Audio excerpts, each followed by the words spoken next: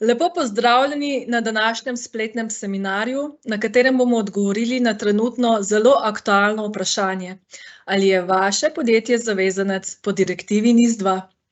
Danes sta z nami Ivana Žolgar-Olenik, strokovnjakinja za kibernetsko varnost v Telekomu Slovenije, in Matjaž Mravljak, direktor Inšpekcije za informacijsko varnost v Uradu Vlade Republike Slovenije za informacijsko varnost. Gospod Mravljak se s področjem informatike, telekomunikacij in informacijsko varnostjo poklicno ukvarja zadnjih 15 let.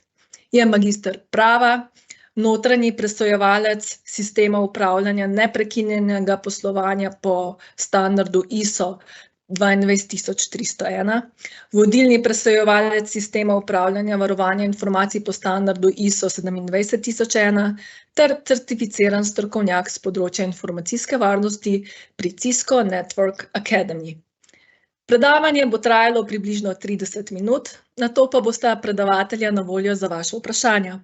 Vprašanje lahko že med predavanjem zastavljate v oblačku zgoraj, kjer piše Q&A.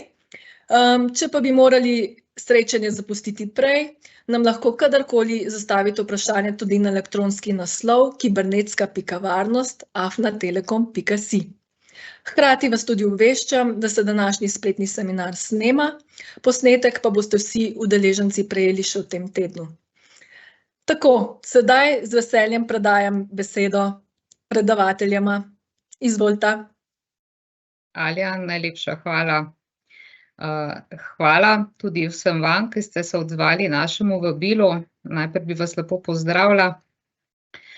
Današnja tema je povezana bolj z zakonodajo, se pravi direktiva NIS2, in ker zna biti včasih zakonodaja dokaj suhoparna tema, smo se odločili, da povabimo v goste nekoga, ki je res dejansko tisti, ki nam bo dal informacije iz prve roke. Zato se gospodu Mravljaku najlepše zahvaljujem za današnje sodelovanje.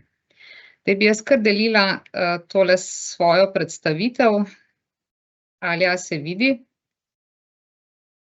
Se. Super. Ja, vprašanje, ki se je pojavilo v zadnjem času kar nekajkrat ste se obračali z njim na nas: ali je vaše podjetje zavezanec po direktivi NIS2?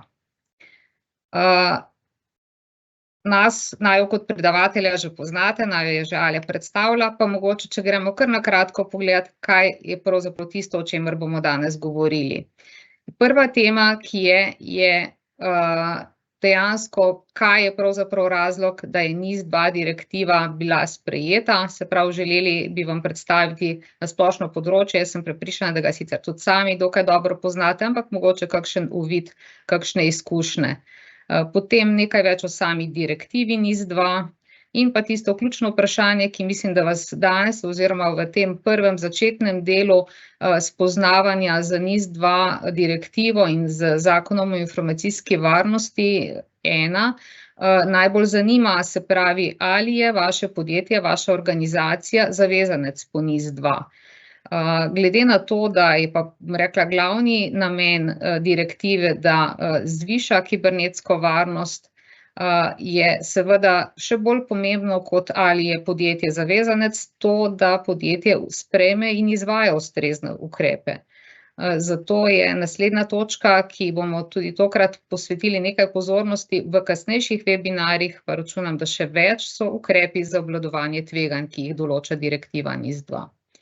In potem, če gremo še na določene druge, bomo rekli, specialnosti oziroma posebnosti zakonodaje NIS2, konkretno odgovornost vodstva in pa nekatere druge specialnosti, in pa tisto, kar prinaša vsak zakon, se pravi nadzor izvajanja in pa kazni. In potem nas seveda vse zanima, od kdaj naprej je pa zakon tisti, ki bo veljaven, oziroma od kdaj naprej bomo morali biti skladni z njim. In na koncu nam bo ostalo še, jaz upam, da nekaj časa tudi za vprašanja. Pa če pogledamo pravzaprav našo temo danes iz stališča statistike. Zdaj vemo, da je kibernetska varnost nekaj, kar je postalo ključno tveganje tako v poslovnem kot v družbenem smislu v zadnjem času. In eden od razlogov, zakaj, to je tudi eden od razlogov, zakaj se je pravzaprav Evropska unija odločila najprej že leta 2016 in potem lansko leto sprejeti ustrezno zakonodajo. In glede na to, da sicer Evropska unija, bomo rekli, tretira tale mala in srednja podjetja malo drugače, kot jih mi, pa vseeno pravijo, da je bilo leta 2022 kar 43% vseh kibernetskih napadov izvedenih na mala in srednja velika podjetja, ki pa večinoma niso imela ustrezno vzpostavljenih varnostnih mehanizmov. In dejansko 83% napadenih podjetij ni bilo pripravljenih na okrevanje po kibernetskem napadu. In če gledamo, da je v bistvu v zadnjem času postal eden prevladujočih vektorjev napada phishing sporočila, je tale številka bila zame res tako fascinantna, da v bistvu je vsak dan znotraj EU poslanih 3,1 milijarde lažnih poštnih sporočil oziroma phishing sporočil. Zdaj vemo, da vsi imamo neka orodja oziroma mehanizme na svojih e-mailih, skoraj vsi, jaz upam, da čim več, ki te e-maile ustrezno filtrirajo, ampak še vseeno jih ogromno teh lažnih sporočil imate, jaz mislim, da tudi svojo izkušnjo pristane v vaših poštnih predalih. In če gledamo, zakaj je pravzaprav pomembno sprejeti ukrepe kibernetske varnosti, če gledamo na splošno, je razlog tudi v tem, da je škoda zaradi kibernetskih napadov praktično meni nepredstavljiva. Govorimo o 10,5 trilijonov dolarjev je ocenjena vrednost do leta 2025 in predvsem je pa meni pomembna tale, bom rekla, primerjava, da je to več, kot znaša skupna škoda vseh naravnih nesreč na svetu. Prej sem govorila o tem, da postaja phishing prevladujoč vektor napada, to se vidi tudi iz nedavnega poročila obravnavanih incidentov na SICERT-u skozi leta, ki je bil izdan že tudi za lansko leto, kjer so začeli lani in predlani posebej ločeno spremljati količino phishing sporočil in vidimo tukaj, da se je krepko zvišala, na splošno pa seveda tudi incidenti se zvišujejo vsako leto. In ko smo prej govorili, da ogromno podjetij ni pripravljenih na kibernetski napad, mi je bila tale primer Varte, ki jo spremljam že od februarja, res takšna, bomo rekli, hkrati zanimiva in hkrati pravzaprav žalostna slika, kako lahko neko podjetje ima resne probleme na trgu oziroma pri svojem delovanju zaradi kibernetskega napada. Kaj konkretno se je dogajalo? 12. februarja letos je bila Varta žrtev kibernetskega napada, o tem je bilo sicer relativno malo v medijih, če boste pogooglali, boste našli, je bilo 13. februarja to objavljeno. In na njihovi strani se je pojavilo potem, ko je stran zaživela po slabih 14 dneh, tole sporočilo, oziroma takrat je bilo sporočilo še malo drugačno, se pravi, da praktično njihova proizvodnja v vseh 5 obratih v Nemčiji stoji. In na levi vidimo tale tweet, kako je po 4 tednih proizvodnja še vedno stala, se pravi, Varta ni delovala. In če pogledamo naprej, kaj se je dogajalo, kaj se pravzaprav dogodi, če podjetja niso pripravljena, oziroma če se jim skupaj, bomo rekli, zloži situacija, ko ima podjetje že samo pri sebi določene težave in potem so hkrati še žrtev kibernetskega napada. Zdaj, najprej je bilo 15. marca, da so bili prisiljeni prestaviti objavo letnega poročila. Se pravi, dejansko niso imeli dostop do svojih podatkov, da bi lahko sploh pripravili letno poročilo. Že objava samega napada je povzročila, da so delnice padle takrat v enem dnevu za 4,5%. Ampak glavni padec delnic se je zgodil 12. aprila, ko je bilo objavljeno, da Varta ne bo uspela slediti svojim načrtom za prestrukturiranje in da išče dodatne možnosti financiranja. Tako da dejansko vidimo, kaj pravzaprav pomeni kibernetski napad na neko sicer sploh ne majhno podjetje, ki to ni pripravljeno oziroma ima mogoče ob tem še neke druge težave. Pa če gledamo mogoče naprej, Slovenci smo ponavadi takšni, da rečemo, da nas pa že nihče ne bo napadel, saj nihče pač se ne ukvarja z nami, ker smo majhni in tako naprej. Veliko bolj nas skrbi recimo mogoče, kaj bo konkurenca, ta lokalna, kaj izvedela o nas in vse ostalo, ne. Ampak če gledamo, to ni nujno tako. Zdaj tale, to, kar je od spodaj obkroženo, Cyber Army of Russia Reborn, je kibernetska skupina, ki se je v zadnjem času precej pojavljala na našem področju. Pa če gledamo na splošno, tukajle je bila povezana z napadi na vodovodne sisteme. Zdaj vemo, da je voda tista osnovna dobrina, brez katere ne moremo, in če bi prišlo do tega, da jo nekdo napade, je to ena zelo huda zadeva. In v zadnjem času, ko smo priča izraelski vojni, je ena od glavnih zadev, ki se je pojavila v kibernetskem svetu, napadi proti izraelskih akterjev na naprave, ki so vključene v vodovodnih omrežjih po različnih delih sveta. Si lahko predstavljate, kaj pride, če recimo uspejo napasti nek takšen vodovod in uspejo spustiti vanj preveliko količino klora ali pa bodisi česarkoli drugega. Meni je bilo zanimivo pravzaprav ali pa grozljivo to, da ta isti akter, se pravi Cyber Army of Russia Reborn oziroma Narodna Cyber Armija, tako kot se imenujejo, ki jo lahko spremljate tudi na Telegramu, je ravno te dni objavljala prav veselo, ker so pač vsi mediji povzeli, da so oni tisti, ki so ogrozili vodovodne sisteme v Ameriki in opozarjajo pred to nevarnostjo. Dejansko je to eden od resnih vektorjev napada, ki ne moremo reči, da smo mi pa lahko imuni in varni pred njim. In če smo nazaj v tem slovenskem kibernetskem prostoru, v zadnjem času je bilo kar nekaj teh napadov, eden od takih, ker smo rekli, da pa naše občine pa niso tiste, ki bi bile ogrožene, niso tiste, ki bi bile lahko napadene in vse ostalo. Ravno tem se je zgodilo dejansko. Je v tem primeru šlo za malce neobičajne, ne vsakdanje DDoS napade. In tukajle jaz vem, da ne samo občine, tudi druga podjetja so imela kar nekaj vprašanj, kar nekaj izzivov, kako pravzaprav tole problematiko reševati. Ker je šlo v tem primeru za malo drugačno obliko DDoS napadov, smo se tudi mi kar nekaj ukvarjali s tem in bi radi delili tudi naše znanje in vas opremili s tem, tako da lahko povem že zdaj, da pripravljamo naslednji webinar pa na temo DDoS napadov in učinkovitega ukrepanja v teh primerih oziroma učinkovite priprave v tem. Pa dovolj o tistih praktičnih vidikih, ki se nam kažejo v vsakodnevnem življenju.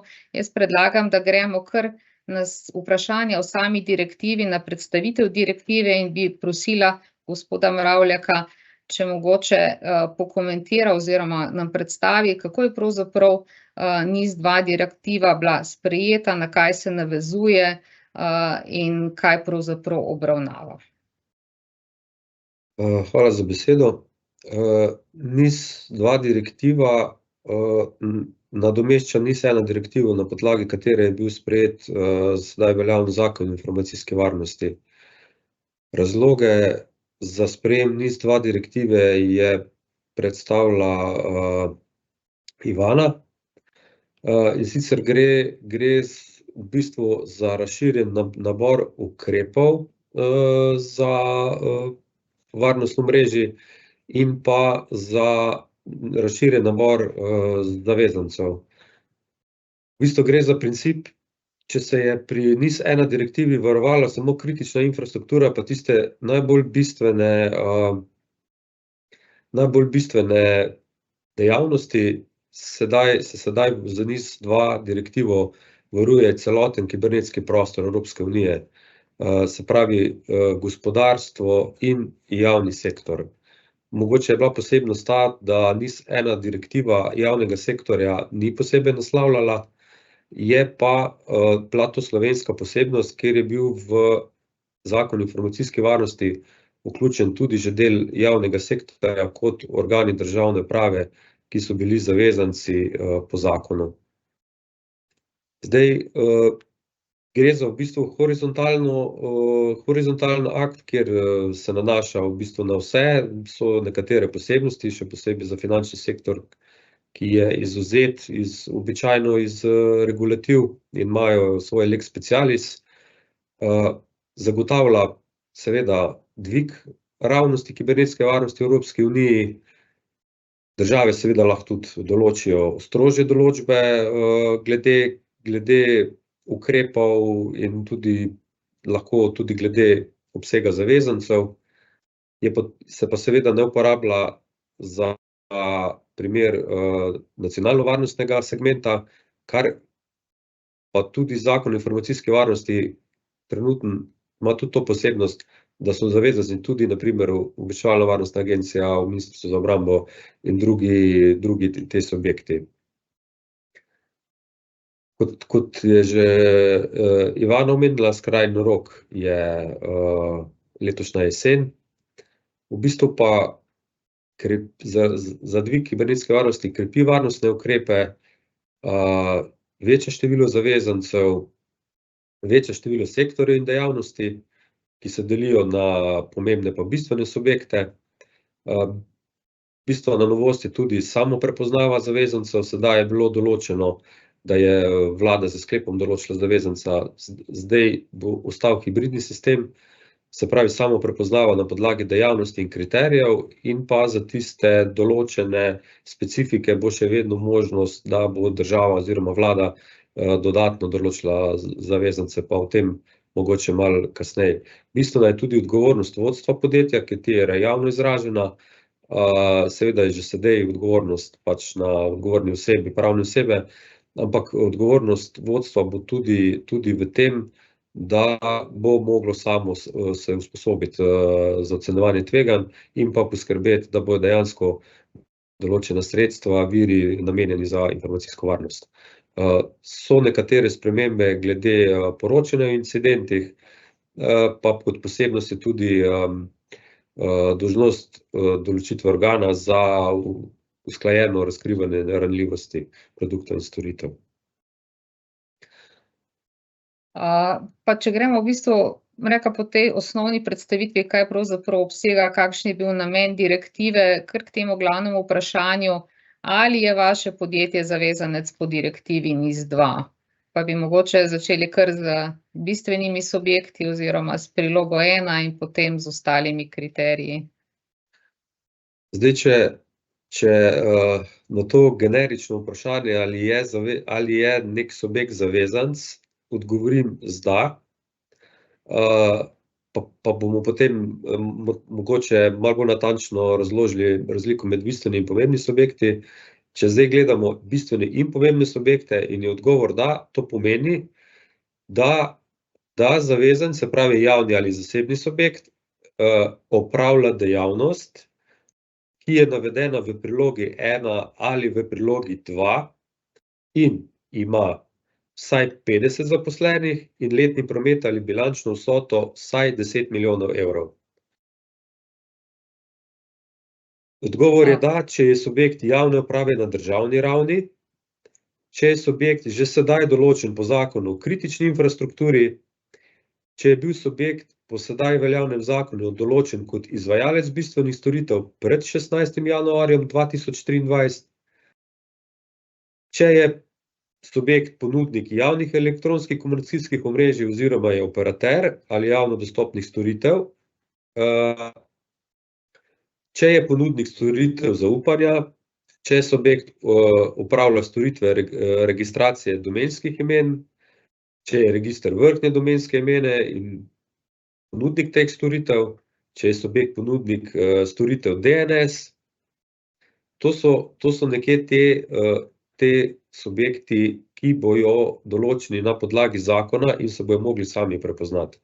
Kot posebnost bo pa tudi določen subjekt, seveda na podlagi sklepa vlade, če je edini ponudnik storitve, ki je bistvena za ohranjanje kritičnih družbenih in gospodarskih dejavnosti, če bi motnja pri njegovi storitvi lahko pomembno vplivala na javni red, varnost države, če bi motnja pri storitvi lahko pomenila posebno sistemsko tveganje, zlasti za sektorje, kjer se pričakuje čezmejni vpliv, ali pa v primeru, če je subjekt kritičen zaradi njegovega posebnega pomena na državni, lokalni ravni ali za vrsto storitve, ali pa če je subjekt javne uprave na lokalni ravni, pod pogojem, da iz ocene tveganja izhaja, da opravlja takšne storitve, katerih motnje bi pomembno negativno vplivale.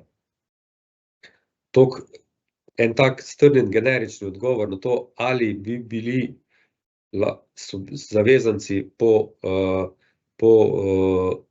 novem zakonu o informacijski varnosti. Se pravi, priloga 1 vsebuje visoko kritične sektorje, kjer bodo to bistveni subjekti, pa mogoče, če se pri tej prvi točki ustavim, se pravi, če je subjekt iz priloge 1 in ima vsaj 250 zaposlenih in promet vsaj 50 milijonov evrov ali bilančno vsoto 43 milijonov, je obvezno zavezanec po zakonu in je bistveni subjekt. Če se pa sam tukaj še dotaknem, nobene razlike ni med razlikovanju med pomembnimi in bistvenimi subjekti z vidika izpolnjevanja pogojev, razlika je samo pri izvajanju nadzora in pri izvajanju te periodične samoocene. Tem pa mogoče malo več v nadaljevanju. Ja, glede na to, da naše, bom rekla, stranke zelo velikokrat zanima, ko so šle gledati in preverjati pravzaprav vse naštete sektorje, ki so našteti bodisi v prilogi 1, bodisi v prilogi 2, ugotavljajo, ali pa tudi mi ugotavljamo, da je tukaj kar nekaj razlike z našo SKD klasifikacijo storitve in da ponekje ni mogoče, bomo rekli, popolnoma jasno in enoznačno ugotoviti, ali je določeno podjetje zavezanec. Kako se bo reševalo, bomo rekli, ta samoprepoznava, bo uveden kakšen mehanizem, na kakšen način se bo pravzaprav, bom rekla, verjetno osveščalo potencialne zavezance in pa potem tudi omogočilo prijavo, samoprijavo oziroma še pred tem prepoznavo. Naš urad bo vzpostavil samoregistracijski mehanizem, kjer bo pač dostopen preko spleta in bo lahko vsako podjetje oziroma organizacija preverilo, ali so zavezanci, s tem, ko bodo vnesli svoje podatke, se pravi svojo matično številko, bojo izbrali dejavnost, velikost podjetja, se bo sicer tudi samodejno preverila iz drugih evidenc in potem, kolikor so zavezanci, bodo o tem obveščeni in bodo potem vnesli noter še druge potrebne podatke, ki bodo potrebni pri samoregistraciji. Vkolikor bo pa sodil zavezanec pod drug segment, se pravi ti segment, kjer bo to določala vlada z odločbo za te posebnosti, bo pa seveda o tem predhodno tudi obveščen, ko se bodo te podatki preverjali, ali izpolnjuje te kriterije iz zakona.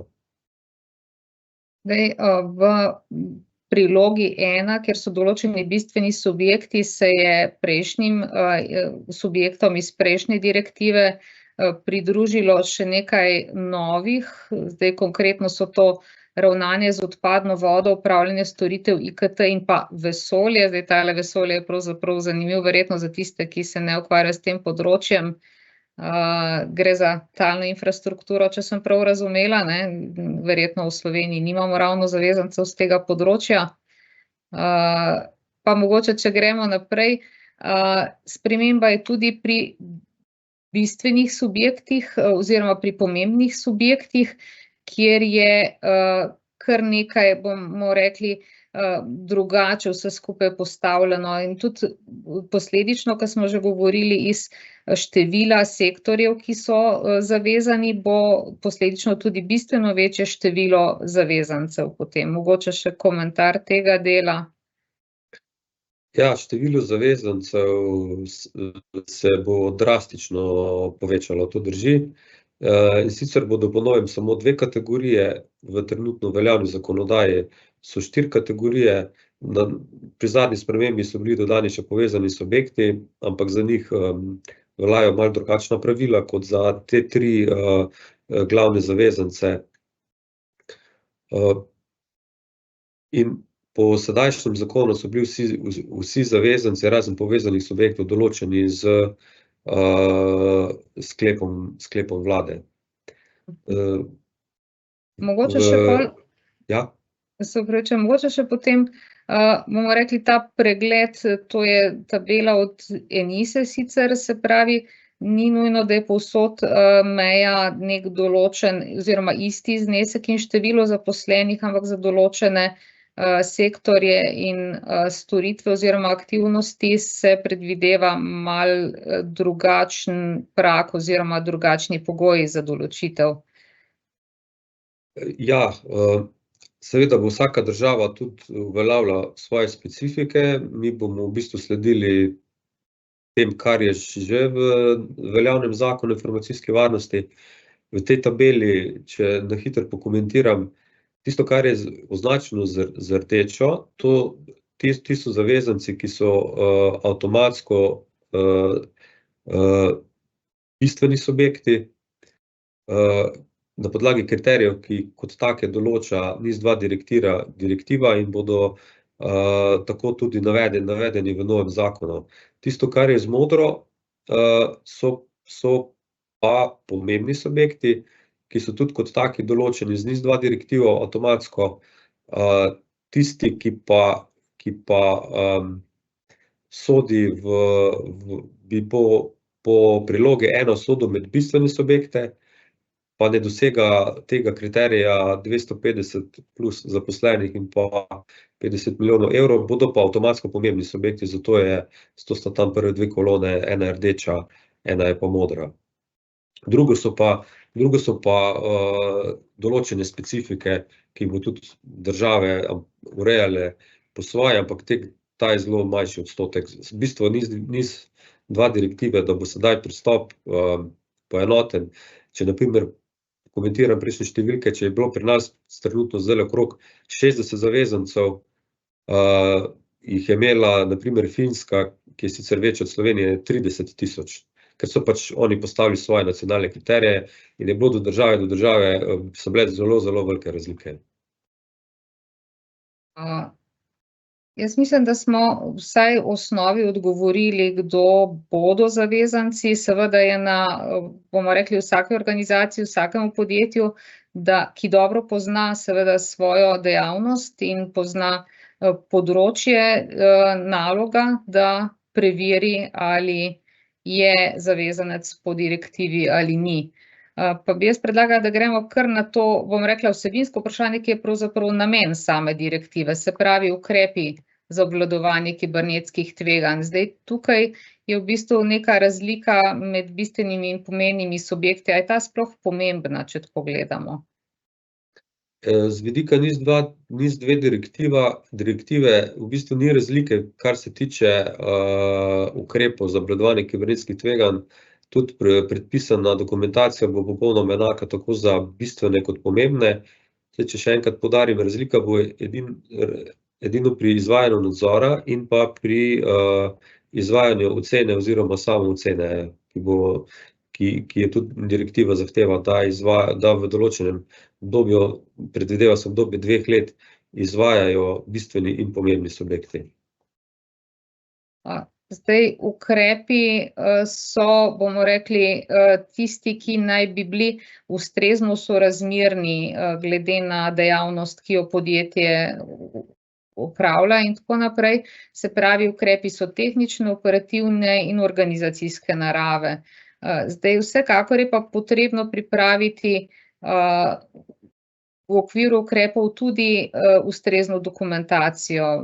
Bomo rekli, teh 10 točk, ki jih je bilo navedenih v direktivi, pa tudi v Zakonu o informacijski varnosti, je, bomo rekli, malo kompliciranih za začetek za neko podjetje, ki doslej ni bilo zavezanec in nima recimo nekih izkušenj, tudi nima recimo certifikata ISO 27001 in tako naprej. Bo to kaj spremenjeno zdaj v zakonu? Bo kaj bolj točno določeno? V bistvu bo ta princip in pristop enaka.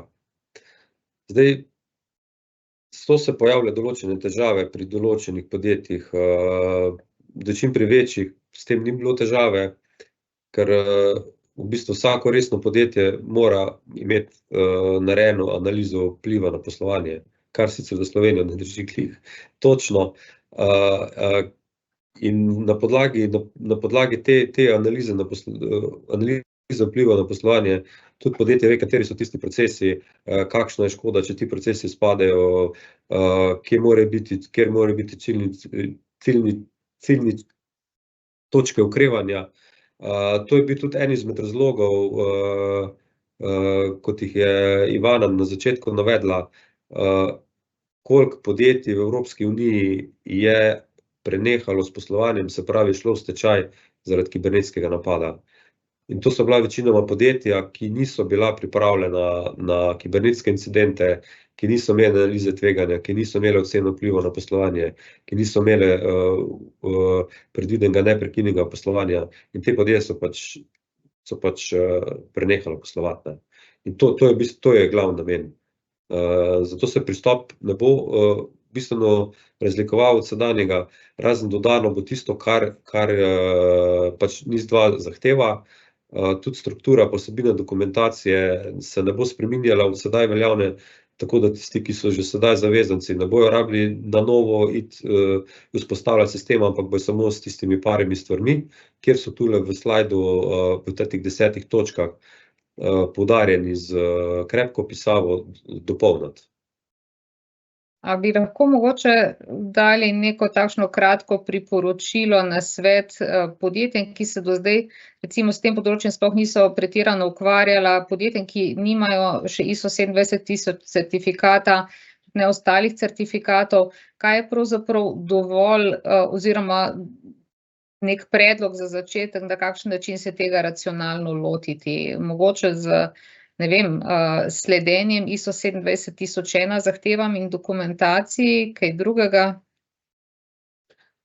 Ja, v bistvu takšna dva standarda, ko sta najbolj primerna, sta ISO 27001 pa recimo NIST, ki je odprt standard, 27001 je za plačati. Naj pa tu povem, da podjetje v bistvu se ni potrebno certificirati po tem standardu, že dovolj je, da podjetje v bistvu vzpostavi sistem upravljanja varovanja informacij po standardu, kot ga predvideva 27001, mislim, da s tem med 80 pa 90% zahtev, ki bo izhajali iz zakonodaje, pokrije. NIST standard je prosto dostopen, je sicer malo drugačen pristop, v bistvu je pa tisti ključen dokument, na podlagi, kjer naj podjetje začne, je izvedba analize vpliva na poslovanje. V bistvu ta je sicer obvezni del sistema neprekinjenega poslovanja, ampak je nekje tisti dokument, kjer v bistvu podjetje sploh prepozna svoje procese, kritičnost procesov, škoda, ki bi nastala, in potem tudi lahko svoje ukrepe načrtuje, da se upošteva to sorazmernost, vložek vis-a-vis koristim. Tukaj imamo tudi tabelo primerjave oziroma, bomo rekli, dodatnih ukrepov, ki so prišli z NIS2.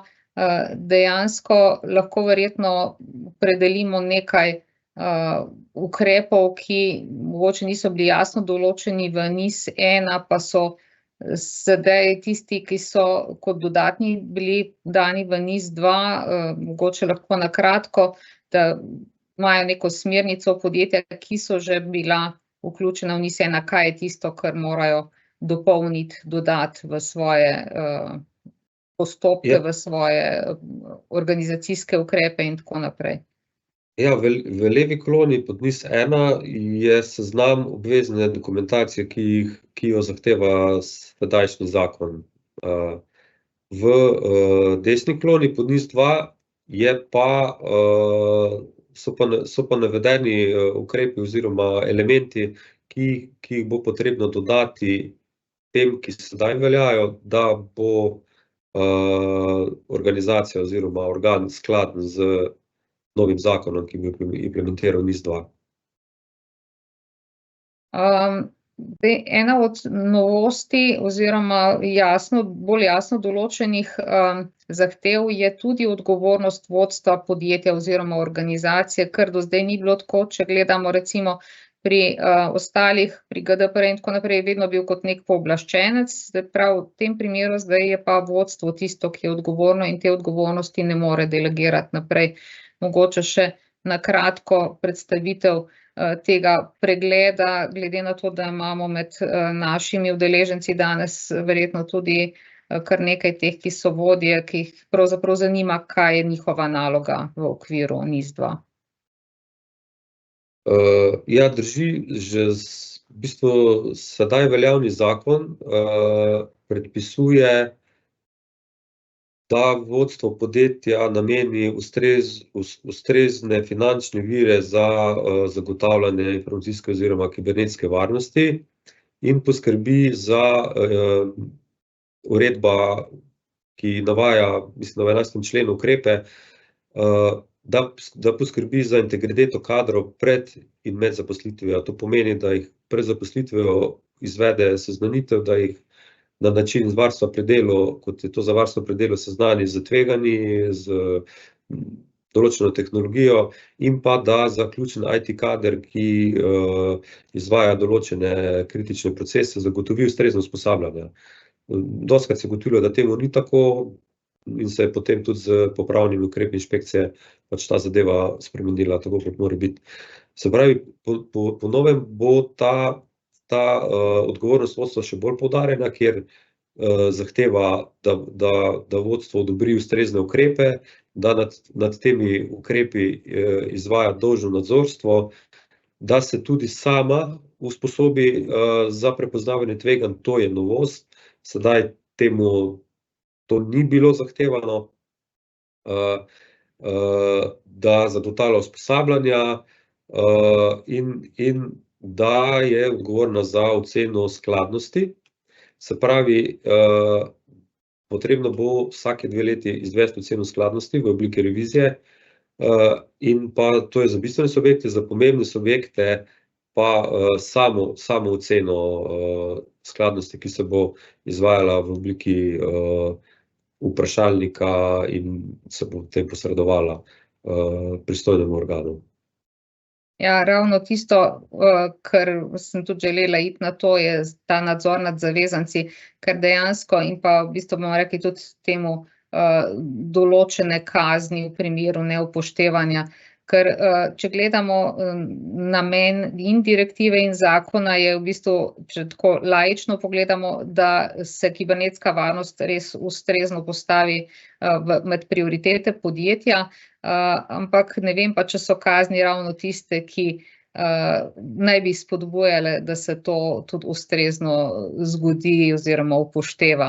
Pa mogoče najprej res še enkrat na kratko razlika pravzaprav med bistvenimi in pomembnimi subjekti in kar se tiče nadzora in potem tudi kazni. Ja, v bistvu razlika je samo v tem, da bodo bistveni subjekti podvrženi rednim inšpekcijskim nadzorom, se pravi kadarkoli. Pomembni subjekti pa šele, ko bo ko bo organ dobil obvestilo, indice, dokaze, da pomembni subjekti domnevno niso skladni z direktivo oziroma zakonom. NIS2 direktiva tudi predvideva nekatere nova pooblastila, kot je odreditev ciljno usmerjene revizije, redne revizije ali pa izvedbo varnostnega pregleda. To je v bistvu to, kar odstopa od teh splošnih inšpekcijskih pooblastil po zakonu o inšpekcijskem nadzoru. Zdaj, mogoče komentar glede kazni. Jaz mislim, da je pri implementaciji splošne uredbe o varstvu podatkov ta višina glob bistveno vplivala na izvajanje teh ukrepov. To je čisto moje osebno mnenje, ker če bi bile globe nizke, potem ne vem, če bi pač pretehtali sploh ena velika podjetja, ko imajo letnega prometa tisto tveganje ali plača par tisoč evrov na leto ali pa na 2 leti ali pa izvede vse tiste ukrepe, ki jih je bilo potrebno izvesti, ki so bili tudi v teh velikih sistemih, tudi niso bili toliko poceni. Zdaj, globe se bojo na te visoke globe, ki jih obvezno predpisuje direktiva, to je do 10 milijonov evrov ali 2% skupnega prometa, se bojo nanašali izključno na člene glede obvezne varnostne dokumentacije, implementacije in izvajanja varnostnih ukrepov in pa priglašanja incidentov. Za ostali del zakona smo se odločili, da se bomo temu izognili, ker tudi ni naš namen, ne vem, tudi namen inšpekcije ni bil izrekanje glob, ampak predvsem pomoč pri ureditvi stanja tam, kjer se tega prej ni dalo ali pa ni bilo časa ali pa ni bilo dovolj denarja. Jaz bi predlagala, da rečemo še eno, kar se tiče obveznosti poročanja o incidentih, glede na to, kako je treba poročati, kaj je potrebno poročati. Ja, zakon bo določal tudi način poročanja, pa v katerih primerih. Se pravi, vseh tistih incidentih, ki pomembno vplivajo na zagotavljanje storitev, kaj to pomeni, se pravi, to je bistveno, če mu je poročil ali bi mu lahko povzročil. Sedaj je bil problem nastanek posledice, zdaj je pa v bistvu tudi se bodo te potrebni podatki zbirali tudi za incidente, ki so bili preprečeni in niso povzročili škode, in bi lahko povzročili znatne motnje ali pa precejšnjo škodo. Predvideva se tudi vzpostavitev mehanizma, ki bo tudi možno incident prijaviti, enako kot bo opravljena samoregistracija, ampak to bo v bistvu druga faza te rešitve. Ja, glede na to, da nas že malo čas preganja, mogoče še nekaj o veljavnosti zakona. Zdaj vemo, da je že bil v javni razpravi, takrat je bil na portalu vladnem objavljena tale časovnica, ki je seveda glede na število pripomb na zakon bila mogoče malo prekratka. Kakšen je zdaj plan, oziroma vemo, da je tisto, kar je sprejem zakona obvezen najkasneje do 17. oktobra, kako pa se pravzaprav dejansko to v praksi načrtuje? Ja, drži. Do 18. marca je bila odprta javna obravnava. Prispelo je kar veliko pripomb, predlogov, dosti je bilo tudi upoštevano, ene stvari so se spremenile. Zdaj mislim, da celo v tem tednu sledi medresorsko usklajevanje znotraj državnih organov, potem ko bo to končano z seveda zelo kratkimi roki, bo sledila še ena kratka javna razprava in pa vložitev zakona v proceduro na sprejem na vladi in pa potrditev, da se pošlje v državni zbor nekje v juniju. Potem je pa tisto, kar me zanima, prehodno obdobje. Zdaj v prvi različici zakona je bilo 6 mesecev po sprejetju. Kako se to zdaj, glede na to, da so podjetja zelo različno pripravila, bo kakšna sprememba? Ja, podjetja, ki so že sedaj bila zavezanci, se predvideva prehodno obdobje 6 mesecev, za vse ostale, ki pa bodo zavezanci postali na novo, se pa predvideva 12 mesecev prehodno obdobje. A to pomeni od sprejetja zakona ali od 17. oktobra? Od uveljavitve zakona. Zakon bo sprejet, zdaj bo mogoče že na junijski seji ali bo pa na septembrski, potem je vacatio legis 15 dni za objavo v Uradnem listu in potem začne teči rok. Hvala. Mogoče pa pol še za konec, ker se pojavlja v javnosti kar nekaj vprašanj, povezava NIS2 z dvema direktivama, se pravi z direktivo odpornosti kritičnih subjektov pa z direktivo DORA, če nam lahko na kratko razložite. Ja, CER direktiva pa NIS2 direktiva, za njih se zahteva načelo popolne harmonizacije, se pravi, morata biti usklajeni. Predvideva se tudi, da bosta začeli veljati oziroma implementacijska akta naj bi začela veljati istočasno, je pa tudi, tako sem že omenil, tisti, ki bojo zavezanci po kritični infrastrukturi, bodo tudi zavezanci po NIS2. Akt o digitalni operativni odpornosti DORA gre v bistvu za uredbo, ne gre za direktivo, se pravi, je veljavna neposredno, bo pa Ministrstvo za finance pripravilo, jo bo implementiralo z uredbo o implementaciji uredbe ali pa z zakonom. Je pa tu posebnost, da za finančni sektor, se pravi za bančni sektor, NIS2 ne bo veljal, ampak se bo uporabljala DORA, ki ima tudi nekatere posebnosti, tako da mi za DORO ne bomo pristojni. Hvala. Jaz mislim, da smo s tem prišli praktično do konca, da smo povedali in predstavili tiste glavne točke, ki smo jih želeli predstaviti. Zdaj, jaz bi mogoče naredila en povzetek, ne, se pravi, če je vaša organizacija veliko ali srednje podjetje, ki ima dejavnost v enem od sektorjev, ki jih zajema direktiva, se pravi priloga 1, priloga 2, ali pa če izvaja katero od aktivnosti oziroma storitev, ki jih lahko določi država oziroma zakonodajalec kot tiste ključne, potem ste zavezanec po NIS2 oziroma po Zakonu o informacijski varnosti.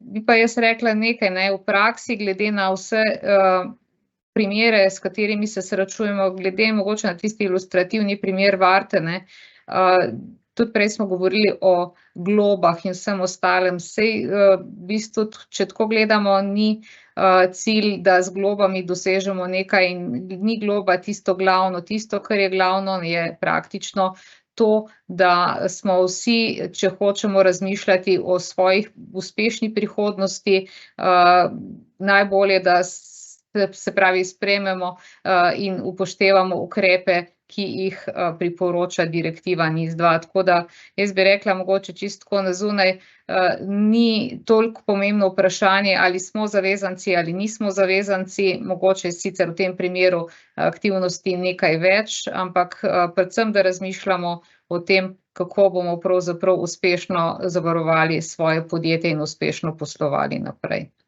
Tako da, kar se mene tiče, smo s tem prišli do konca, tako da, Alja, jaz mislim, da je čas za vprašanja naših gostov oziroma slušateljev. Hvala obema predavateljema za izčrpno predavanje, veliko informacij smo prejeli, hkrati pa tudi veliko vprašanj, in ker smo jim obljubili, da se na koncu lotimo tudi odgovorov na ta vsa zastavljena vprašanja. Bi kar predlagala, da začnemo, jaz zastavljam, potem pa nekdo od vaju, lepo prosim, če odgovori. Namreč, ali so mestne občine načeloma zavezanci, kakšne vrste, pomembni ali bistveni? Gospod Mravljak?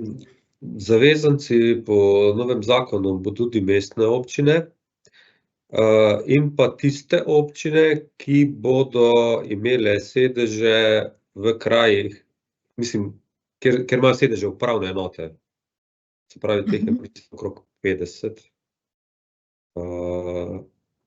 Tako da odgovor za mestne občine je da. Okay. Ali bojo standardi, kot so 27.001, obvezni za zavezance NIS2? Ne, standardi se priporoča, spodbuja uporaba, niso pa obvezni, so pa zelo dobrodošli. Okay. Ali velikost podjetja in skupni prihodki, ne glede na vrsto dejavnosti, zavezujejo podjetje k direktivi NIS2, recimo prihodki nad 200 milijonov evrov ali pa več kot 500 zaposlenih? Če to podjetje ne opravlja dejavnosti iz prilog 1 ali 2, potem v tem primeru ne bo zavezanec, razen v primeru, če bi bil edini ponudnik storitve, da bi lahko pomembno vplivala, da je subjekt kritičen zaradi posebnega pomena, da lahko ima čezmejni vpliv. V tem primeru bo, ampak šele potem, ko bo določen z odločbo. Potem še eno konkretno vprašanje za gospodarsko družbo, ki izvaja tudi javno službo zbiranja komunalnih odpadkov. Glede na tabelo, tisto rdeče modra siva, po NIS2 Waste Management podjetja spadajo med zavezance, če imajo več kot 250 zaposlenih. Po predlogu zakona pa ni jasno, ker sicer varstvo okolja sicer spada pod kritični sektor iz priloge 2, vendar se pa zakon uporablja za subjekte, ki so določeni kot kritični na podlagi zakona, ki ureja kritično infrastrukturo. Zdaj pa ne vejo, ali so kritični subjekt ali ne na podlagi tega zakona. Če imajo več kot 50 zaposlenih in promet več kot 10 milijonov in izvajajo dejavnost, ki je navedena v tisti njihovi posebni direktivi, potem bodo zavezanec. Če pa so že zavezanec po zakonu o kritični infrastrukturi, bodo pa tudi zavezanec po novem zakonu. Okay. Naslednje vprašanje, ali je zavezanec NIS2 tudi podjetje, ki ne proizvaja svojih medicinskih pripomočkov, vendar je samo dobavitelj?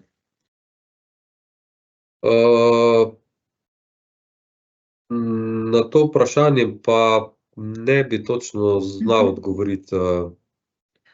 Okay, bomo še pobrskali malo, pa mogoče se gospod Matija javi še na mail, pa mu probamo še izven webinarja odgovoriti. Priloga dejansko navaja, ki proizvajajo. V bistvu ščiti se proizvodnja, tako nekje se razume priloga direktive. Kje in kdaj bo na voljo povezava za samo registracijo? Predvideva se nekje do začetka uveljavitve zakona, bo pa na voljo na naši spletni strani.